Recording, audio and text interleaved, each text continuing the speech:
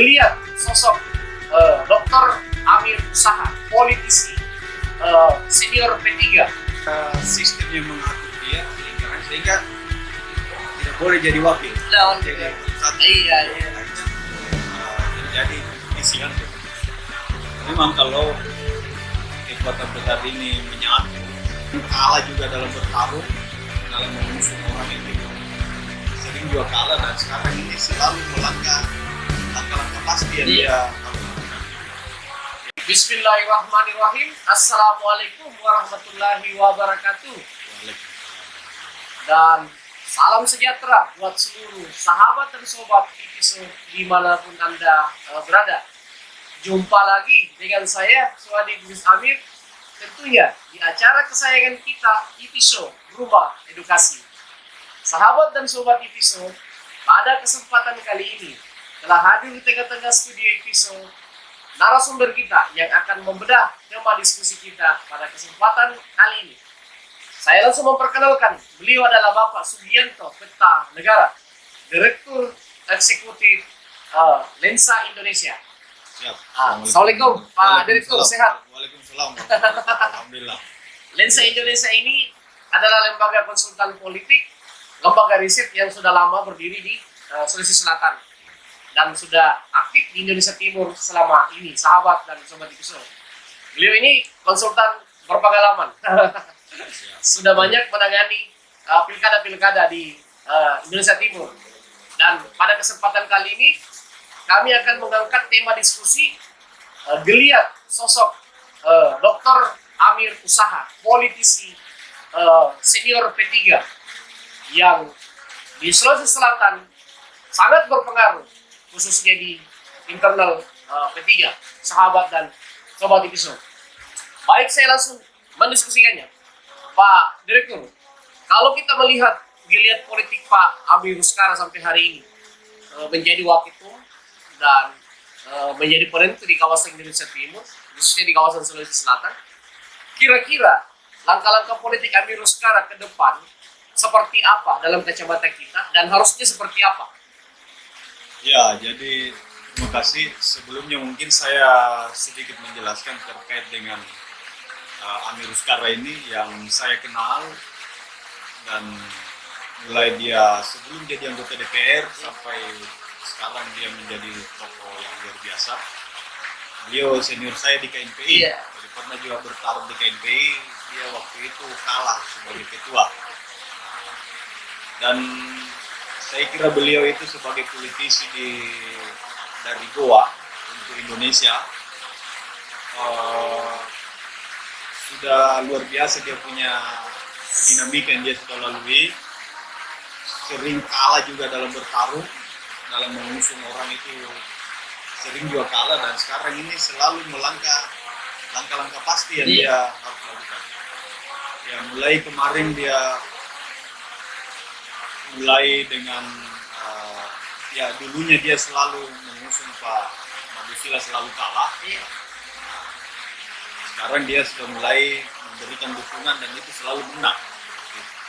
Nah, beliau ini menurut saya adalah politisi yang tidak ada jendela rusaknya.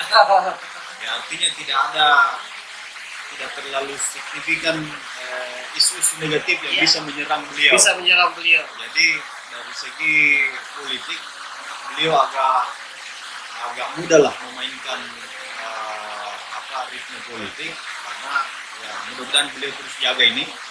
Beliau hari ini tidak ada istilah isu korupsi. Beliau juga tidak ada isu selingkuhnya. Beliau juga masih muda, belum tua beliau. Baru 50-an, 51 tahun. Beliau ini saya anggap tidak ada jendela rusaknya. Jadi dia karirnya bagus lah. Pak. Nah, untuk agenda ke depan saya kira beliau ini selalu menjadi pusat perbincangan orang, selalu menjadi menarik untuk didiskusikan. Dan sekarang ini mungkin mudah saya untuk bicarakan beliau. Mudah-mudahan kita bicara baik-baik. Saya melihat beliau ini bisa menjadi kunci politik baik pilkada Goa, kunci politik untuk pilgub, bisa juga menjadi kunci politik bagi pilkada dan legislatif ke depan melalui P3 ini. Selain dia wakil ketum P3, dia sudah bisa mempengaruhi kebijakan politik di partai-partai lain. Bisa seperti gua kemarin dia mulai memberikan rekomendasi bupati, akhirnya semua partai ikut di situ. Itu berarti dia punya magnet politik untuk dipantau oleh partai-partai lain. Baik, terbuka dari Pak Direktur Pak Sugiarto Kertanegara dalam memulai diskusi kita. Kita kembangkan. Ini kan santer wacana bahwa beliau adalah figur calon gubernur, calon wakil gubernur yang bisa dikatakan bisa mengimbangi progresi kalau di daerah selatan. Tapi ada juga wacana mengatakan dia ingin maju di pilkada 2. Ada juga yang menginginkan beliau bertahan sebagai waketum dan menjadi anggota DPR RI agar bisa jadi menteri. Gitu. Dalam kacamata Pak Direktur ini, kira-kira sosok seorang Dr. Amir Rustara ini cocoknya di mana yang sesuai dengan kapasitasnya? Ya, saya lihat ini beliau memainkan peran beliau sebagai politisi. Jadi dia ketika ada wacana dari gerbongnya dari Goa meminta dia jadi bupati, mengusulkan dia jadi bupati, dia tidak pernah jawab itu, dia tidak pernah komentari. Terus ada lagi yang komentari dia cocoknya jadi wakil gubernur dari Goa dan sebagainya, itu juga beliau tidak pernah sikapi. Jadi menggelembung terus bola ini. Akhirnya dari sisi politik itu sangat diuntungkan beliau. Nah, tapi memang beliau ini sebagai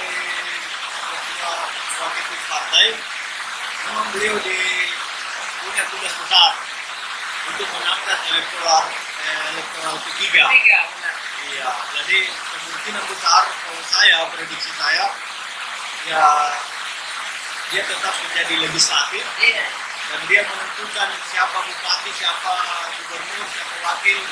Kalau saya prediksi saya seperti itu, karena P3 juga kalau tidak ada figur yang mampu mengangkat elektoral partai itu bisa tidak threshold kan begitu. Nah, tetapi Pak Rustara ini dalam kacamata pilgub pasti dia diperhitungkan ada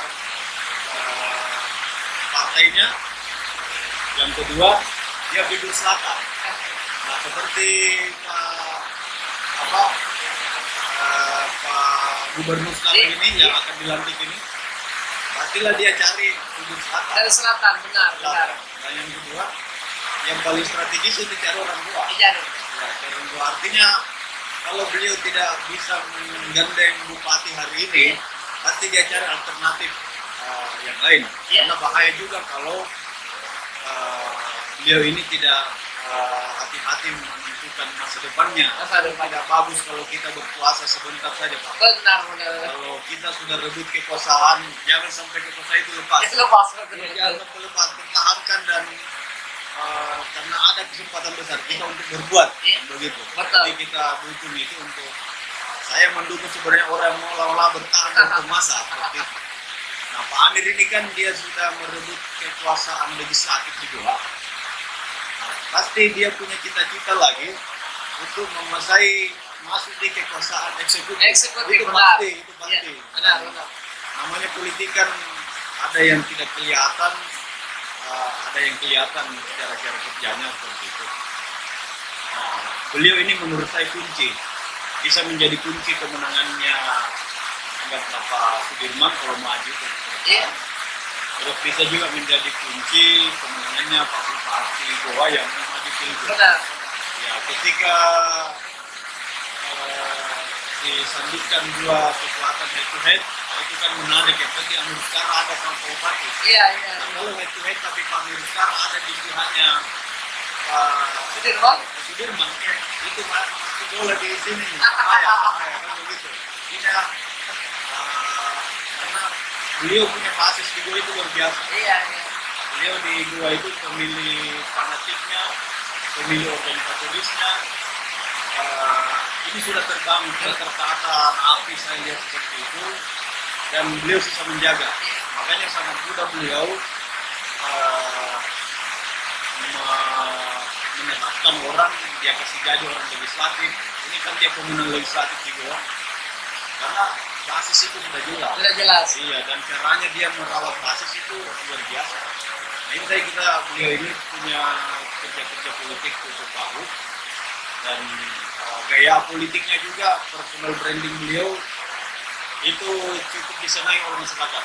Jadi di warkop saja itu dia terkenal itu bahwa dia tidak melihat orang ketiga saja dia traktir. Betul. Pokoknya Sangat royal. pokoknya biar partai mau siapa yang penting kita ketemu di warkop traktir semua. Ini salah satu contoh ya. Iya.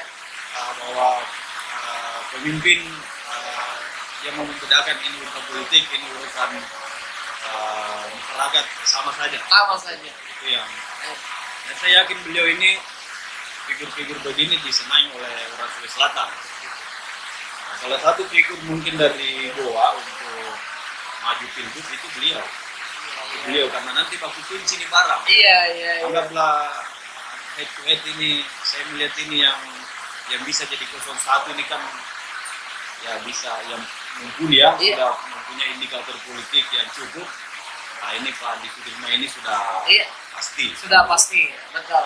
Kalau bisa berpeluang jadi 01 juga pasti ini Adnan. Adnan benar. Ya, Banyak yang menjagokan kedua ini akan maju. Indikator politiknya sudah memiliki. Betul. Dan orang jadi bupati atau gubernur atau wakil gubernur bukan dirinya. Ada manajemen di sekitarnya yang tentukan itu barang. Mungkin beliau cocoknya dianggap dari segi kacamata pengamat cocoknya dia berpasangan, tetapi ada gerbong, ada sistem yang mengatur dia lingkarannya sehingga tidak boleh jadi wakil. Jadi satu. Akhirnya terjadi kompetisi kan tuh. Nah, memang kalau kekuatan besar ini menyatu, dia paket ya bisa saja jadi calon tunggal. Kurang menarik lagi kalau calon tunggal kan. Tapi kalau itu dan itu bisa saja. Ya, terjadi kan begitu. Ya tergantung Pak Miru sekarang ini. Bahaya nih Pak Miru sekarang kalau tidak diamankan. Iya, dia diperhitungkan oleh semua pihak. Beliau untuk mulai kancah pilgub maupun di pilkada Goa. Saya lihat dia mami ditunggu ini. Semua orang menunggu apa sikapnya beliau. Apa sikap politiknya beliau. Biasa ini beliau ini sekarang ini. Baik. Sahabat dan sobat TV Show, pengembangan diskusi dengan Pak Direktur Lensa Indonesia, Pak Sugianto Kertanegara. Baik, kalau dilihat dari kondisi politik memang P3 ini agak dilematis. Di satu sisi dia membutuhkan sosok seorang Amir Uskara untuk mendongkrak elektoral, tetapi di sisi lain Goa ini sangat potensi bisa direbut Pak Amir Uskara kalau dia ingin maju. Kemudian yang kedua, kalau dia ingin menjadi calon wakil gubernur, saya pikir dia bisa menjadi figur yang paling diincar oleh figur dari utara, terkhusus PLT, karena dia bisa menjadi pengganggu dari partai itu sendiri. Kalau dari kacamata Pak Direktur, keluarga beliau, anak beliau, istri beliau, apakah ada kemungkinan akan didorong di kontestasi pilgub atau pilkada Goa kalau misalnya beliau tetap memilih DPR RI? Ya, saya lihat dengan didudukannya nih dia anaknya beliau di DPR provinsi, saya melihat alur-alur kaderisasi politiknya Pak Amir Uskara sama dengan kaderisasinya Pak Iksan. Ketika beliau mendudukan anaknya di DPR provinsi sebagai batu loncatan lah, sebagai proses kaderisasi politik. Nah ini beliau dia di provinsi juga, padahal sebenarnya di Goa kan bisa dia. Iya, betul. Di Goa langsung duduk manis saya dia, tapi di Makassar. Nah, saya meyakini memang bahwa ini pola yang sepertinya sama dan dilakukan Pak Iksan, sehingga kemungkinan besar beliau akan didorong ke Goa. Ke Goa. Didorong ke Goa. Dan kemarin kan P3 ini yang ya istilahnya sebagai ketua kelasnya Kabupaten terpilih sekarang. Nah, dia yang pertama berikan rekomendasi. Setelah itu semua partai ikut di situ, Ikut di situ. termasuk Gerindra. Gerindra yang digadang-gadang mau melawan, itu ikut di situ juga. Kan begitu. Jadi magnetnya P3 ini cukup luar biasa sebagai pemenang legislatif seperti itu. Nah, kami yakin itu sangat realistis kalau ada Amir Skara belum diangkat, tetapi yang maju nanti adalah anaknya. Karena begini, ya legislatif sudah di tangan. Pasti dia persiapkan eksekutif. Betul. Iya, masalahnya ini gerbong. Iya. Gerbong ini kalau kita di legislatif tidak bisa terlalu. Iya. Masih banyak kekurangan. Iya, masih ini kekuatan besar ini perlu banyak yang berperan. Iya, berperan ya harus masuk di eksekutif. Kan Benar. begitu, ya. Nah, saya lihat beliau sudah menjaga, artinya kekuasaan ini sudah ada, dipegang. Pasti beliau berpikir merawat, memperlebar dan menjaga terus.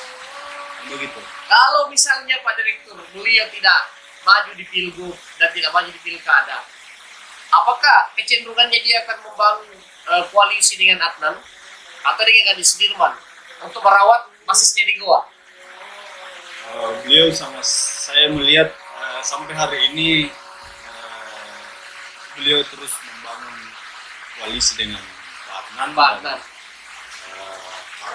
Harapan dan ketika P3 ini memberikan support itu menjadi rekomendasi besar apakah Pak Adnan ini maju sebagai lolos sebagai 01 atau 02 Pilgub, dan ini pasti nih artinya 01 02 dia mami pilih yang jelas pasti maju, pasti maju ini. Karena indikator itu dia sudah miliki. Sisa memang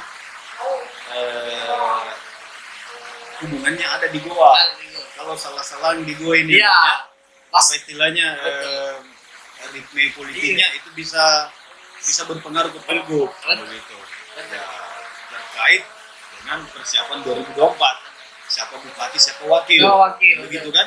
Iya. Nah, gitu. Nah, ini dan Pak Amir Skara ini kan Andi Sudirman ini pasti mengincar juga kalau melihat figur paling potensial pasti yang di selatan yang cocok 02 Bupati Goa. Kalau anggaplah pilihan Pak Adnan tidak bisa mau maju juga pasti dia pilih siapa ya masuk Pak Amir Skara ini sebagai bisa saja jadi target. Dan itu kalau itu yang terjadi itu bagi saya berbahaya karena artinya sangat terganggu calon dari Goa untuk 01. Tapi Adnan juga bisa nanti mempersiapkan diri, dia kunci juga Andi Sudirman. Iya, dia bisa saja 01 diambil juga Pak Andi Pasar atau Pak Kaswadi Rasak, begitu kan? Ya, baku kunci nih. Nah, jadi bisa cari nanti kompetisi kalau begitu. Tapi kalau ini menyatu itu tadi, wah bisa jadi calon tunggal lagi. Iya. Banyak yang memprediksi ada kemungkinan calon tunggal kalau PLT gubernur yang hampir definitif ini bergandengan dengan Adnan Purcita, Pak Direktur. Terakhir, seperti apa kita lihat P3 di kontestasi Pileg 2024? Mampukah P3 bersaing dengan partai-partai yang sangat matang saat ini seperti Golkar, Nasdem, Gerindra, dan PDIP? Sebenarnya saya nggak bisa terlalu banyak bicara partai. Iya. Saya masih dianggap kader Partai Demokrat. Iya. Tapi kalau bicara figurnya Pak Amir Skara, saya kira tidak masalah. Yang jelas ini masalah partai. Saya kira kita sama-sama akan bekerja keras. Memang yang pertama kita perjuangkan bagaimana kita lolos parlemen threshold dulu. Nah, itu dulu yang kita akan kerja. Saya kira semua partai akan melakukan itu. Setelah itu baru dia berpikir bagaimana pilkada, pilgub. Itu. Saya kira pasti Demokrat juga, P3. Semua pasti berjuang. Begitu juga. Nah, Pak Amir ini figur sentral untuk mengangkat elektoralnya P3. kalau di partai lain kan dia harus jaga itu siapa yang bisa mengangkat elektoral partai di legislatif kan satu. Betul. Urusan kedua ini pilkada dan pilgub. Tetapi Pak Amir ini sudah saya lihat kemarin lagi terakhir diambil apa? Pak Kabupaten Takalar. Iya, Kabur. diambil lagi kabur lagi. Berarti beliau akan memainkan mempersiapkan calon-calon bupati juga kan? Betul. Di daerah. Termasuk di luar. Dilihat mengejar eksekutif sudah mulai terlihat ya. Sudah mulai kencang bisa lihat. Baik. Masih ada hal-hal yang terkait Pak Amir Ruskara yang mungkin publik perlu tahu Pak Direktur sebelum kita menutup? Ya, kita Pak Amir ini sudah jadi aset. Kontribusinya juga kita apresiasi seperti itu. Kalau dia mencampuri urusan pilkada, pilgub, itu saya kira untuk kebaikan semua. Iya. Dan saya sebagai orang tua, saya berharap ke depan jangan lagi kosong itu gubernur atau wakil gubernur. Iya.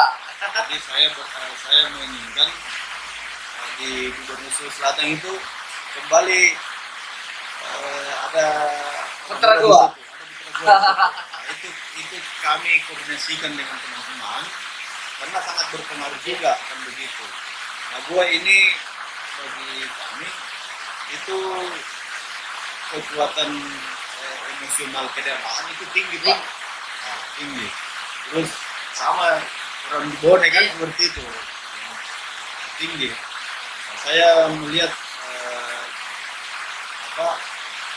ciri khas daerah ini cukup potensi untuk membangun daerah karena rakyatnya mau bersatu. Ya maaf kemarin kita